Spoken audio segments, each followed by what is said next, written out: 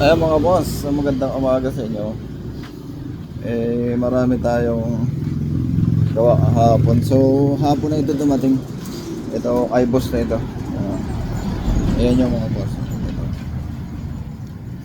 Iniiwan ko gawa na ang naging problema nito mga boss ay ito. Yung nagkaroon ng naputol yung dulo ng air screw mga boss. Kaya tatagalan. So ito yung isang problema talaga ni Barao. Napakahirap daw nitong paandarin ang ano nito, ang model nito. Yan, 2019 model to mga boss. Yan, kahapon pa ito. So pinaiwan ko mga boss kasi mahihirapan tayo rito. May mga tutorial tayo nito na pagtanggal. May ginawa rin tayong improvise na pagtanggal ng putol. Yan yung ulay tanso. Pero hindi kaya. So ang ginawa natin, pinaiwan natin mga boss. Kasi nagkaroon corrosion ang loob. Pinagawa na yata ni boss ito. Yan yung pinumos. Medyo napalaki pa nga. Pero okay lang yan, basta matanggal ko yung kanyang yung kanyang dulo. Yan ang prosesong ginawa ko dito mga boss ay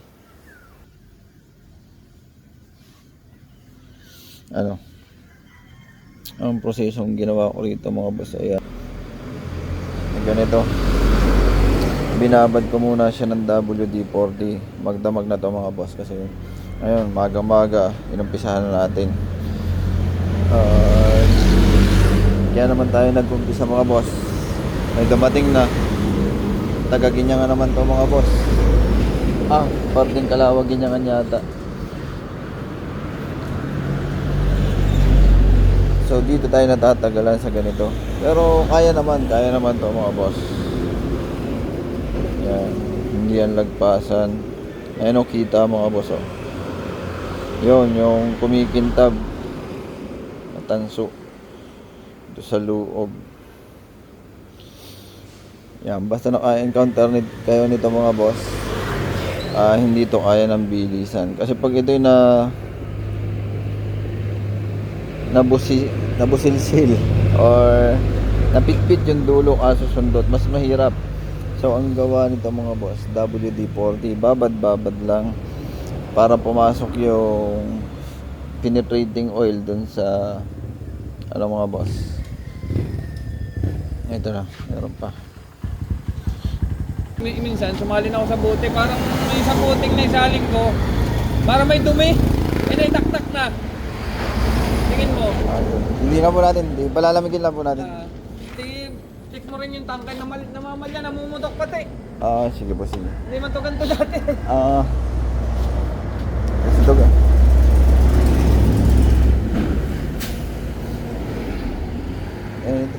Ito nga po, isi-start din kanina pa rin ito, 4:30. Aga pa. Oo.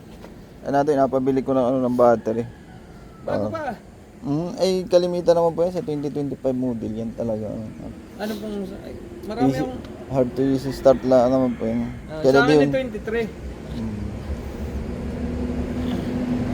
Kasi ito, yan may kahapon pa. Hindi matanggal yung yung dito sa carburetor. Anong reason nito, karburador?